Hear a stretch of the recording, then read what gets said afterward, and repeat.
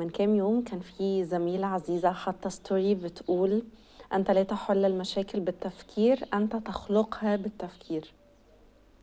فكان من جوايا اللي هو إيه إيه. والله بيني وبينكم أنا أول ما قريتها قلت مش للدرجة دي، يعني مش للدرجة دي. الواحد بيسلم، بس مش للدرجة دي. أكيد طبيعي عندي مشكلة فأنا هفكر في حلها.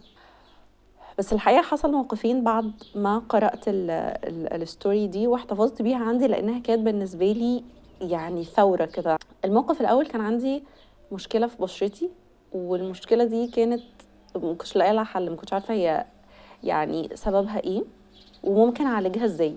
وكل ما يعني طول ما انا قاعده بفكر ازاي احل المشكله دي، وعماله اجرب منتجات مختلفه واجيب طرق من على الانترنت واحاول واشتري مش عارف وبرضو المشكله دي فضلت قائمه. فقلت لنفسي خلاص مش لاقيه حل، فخلاص وكنت استسلمت يعني.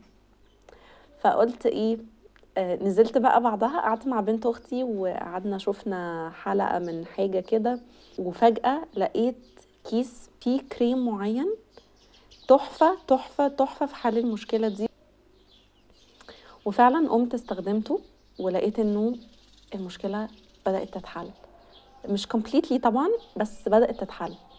فاتبسطت جدا، اللي هو كأن نور في عقلي حاجة كده، اللي هو عائشة تصدقي ممكن يكون الموضوع فعلا بيمشي كده.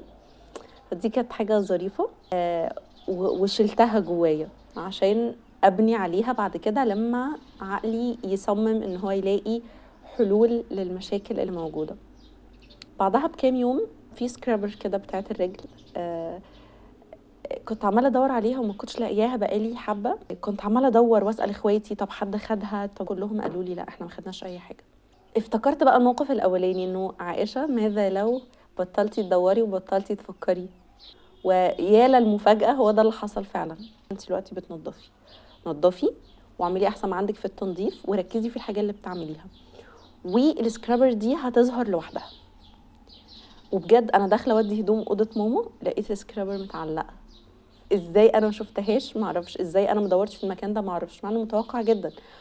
بس عشان انا بجري وراها، عشان انا بحاول بعقلي الاقي لها طريقه، مع اني لو سبت كل حاجه زي ما هي حاصله في اللحظه دي المشاكل بتتحل.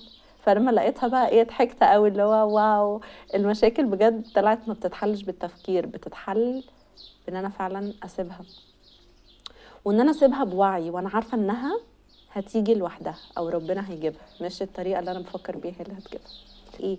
يعني موقف الكريم او موقف السكرابر دي حاجات بسيطه جدا، فما بالك بالحاجه بقى اللي هي اكتر. فكنت مبسوطه قوي ان ده حصل، وكنت مبسوطه ان ده ليفل جديد من التفكير وطريقه جايز ما كنتش هقتنع بيها غير لما اجرب الحاجات دي.